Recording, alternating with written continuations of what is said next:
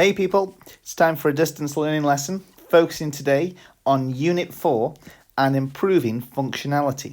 So this is going to take us down a path of looking at how materials can be enhanced to resist and work with forces is what we looked at in our last session, and stresses to improve the functionality. So the term functionality is what they can do. How can we enhance them, make them better, to resist and improve their functionality to different stresses. So, for starters, let's sort of think, or if you've got a piece of A4 paper or thin cardboard at hand, get it out and have a little play. So, do you think that piece of cardboard or paper under tension, so this is holding it in both hands and pulling it, would be able to hold the weight of a hamster? If you've got a hamster and a piece of A4 paper, well, perhaps not. Let's leave the hamster in its cage.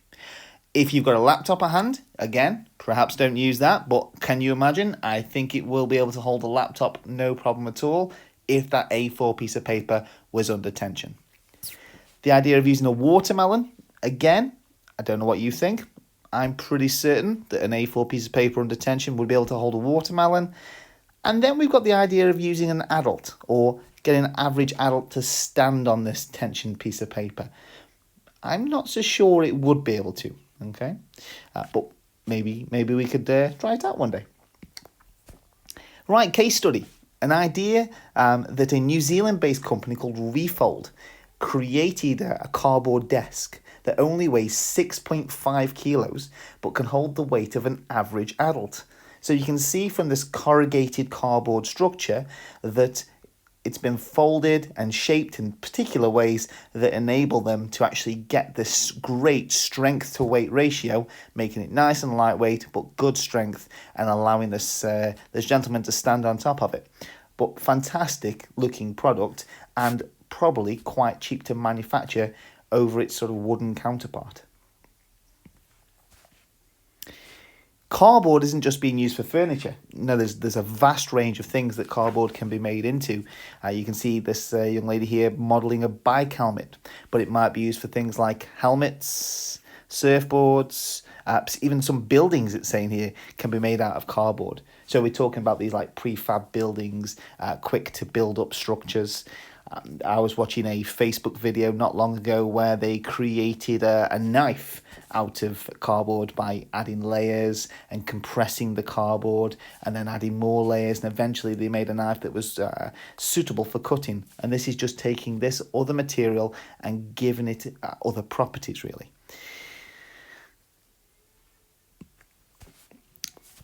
It says here there's a post-it note challenge. So if you have any post-it notes to hand and you'd like to have a little look and see how this could work, but can you make a post-it note stronger than it already is? Well, this could be done with just a standard piece of paper, really. If you've got a piece of paper at hand, try folding it. Try and see how much stress a piece of paper can take, just simply by blowing on it. If you fold it into like a corrugation, what I mean by corrugation, not that. What I mean by corrugation is if you can sort of fold it into kind of a zigzag pattern and actually have a piece of one that's flat and hold it in your hand and blow it. See what happens. You blow the flat one and you should see that the flat piece of paper will just simply fold over.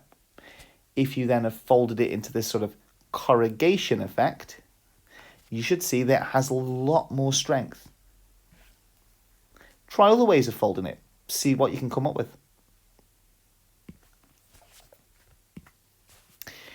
Improving functionality further is by mixing materials or adding materials to get them to be reinforced, stiffened to made stronger, or maybe we just want to make them more flexible. So we have different techniques here. Folding, like the one I've just talked about, bending, webbing, we'll come on to, lamination, and interfacing for fabrics. Folding and bending is this idea of folding or bending, we're okay with this term, I'm sure, sheets of material to give them new rigidity or new strength. As I've just mentioned, just this idea of corrugating or sort of folding a piece of material will give it much more strength. like cardboard or corrugated cardboard. If you look at any packaging or boxes that you may have lying around at home, you'll see that there's a wavy layer of cardboard in the middle of two thin sheets of cardboard, and this gives it much more strength and much more rigidity, which is great for that material and great for packaging. It talks here about curved structure of pipes and tubes. This strength dramatically increases because of its lightweight structure, but the fact that it's curved, so you can see how the chair legs curve, okay, it actually gives it a great deal of strength going forwards and backwards, and this particular design is designed in that way, making sure it keeps it light, but at the same time keeping it light, giving it great structural rigidity. Some parts or products can be made just simply thicker to get them stronger, or maybe have ribs that you can see here, this idea of ribbing along the outside edge, or maybe some filleting added in here, or structural supports added in to ensure that it adds that strength to can enable it to withstand the forces and stresses that this, for example, this little hook is going to go under. Certain materials can be combined together. We know this term, we've come across this term before, an idea of adding one or more materials together to give new properties, absolutely. To give new properties, combining two materials together to make either a composite, in this case, because it'd be like maybe cardboard and a plastic. If we add two metals together, we get alloys. So composites is pretty much all other materials.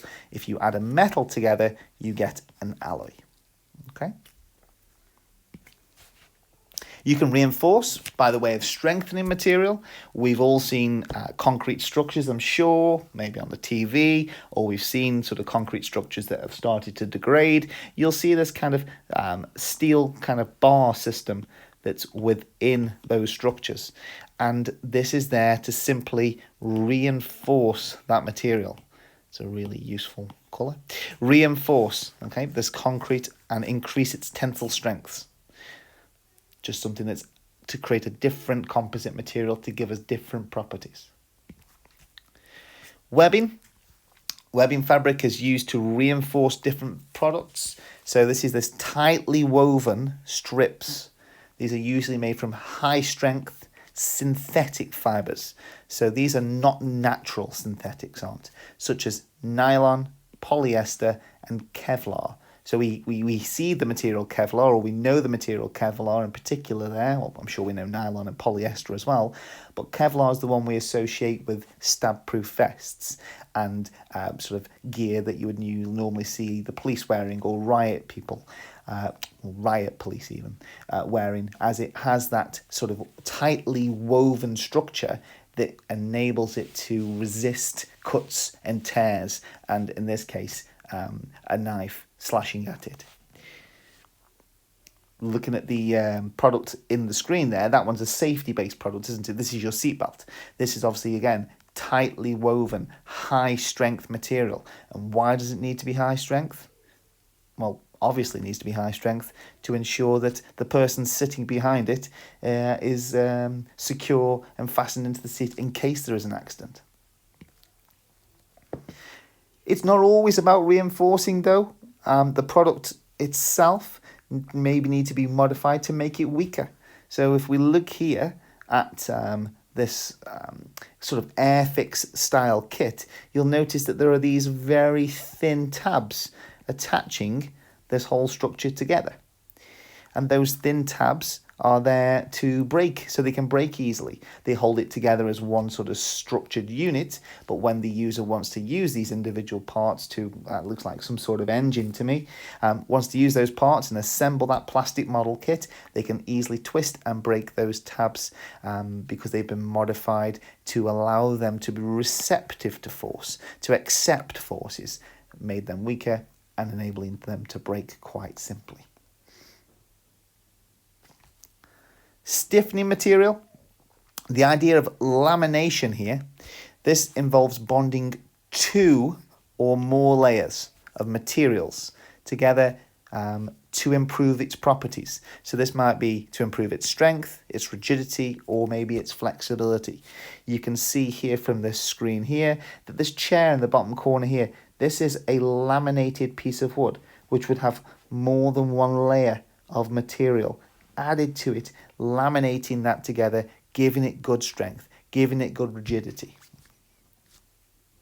So we laminate, think about plywood sheets. We've used those in the past in different projects, and plywood sheets are layers of different recyclable materials that have been layered in different directions to give it nice, flat, structured support. Fabric interfacing, this is added to textile products to make them more rigid. So think about the collars on your school shirts or the cuffs on the shirts that you wear as well. They're generally a little bit more rigid, a little thicker, because these have been reinforced. These are in interface material that gives it a little bit more structure, a little bit more rigidity. And that's pretty much everything for today's lesson, guys. Go back through, listen to it again if needed, look at the PowerPoint slides, make any additional notes, use your blue books, and I will see you for the next one.